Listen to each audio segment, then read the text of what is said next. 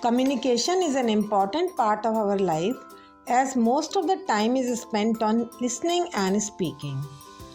Listening is a basic skill that allows one to make sense of and understand what other person is saying.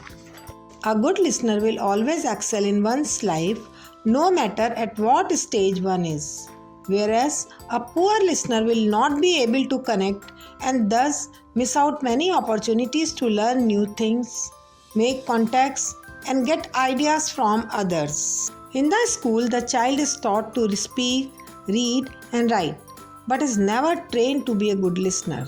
Listening skills should be developed right from the beginning among the kids. Dear parents, through this video, few suggestions are given to train the child to be a good and patient listener.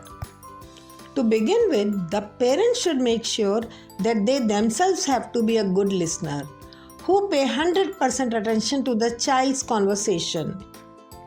To improve the child's listening skills, child should be encouraged to make eye contact with the other person and be focused.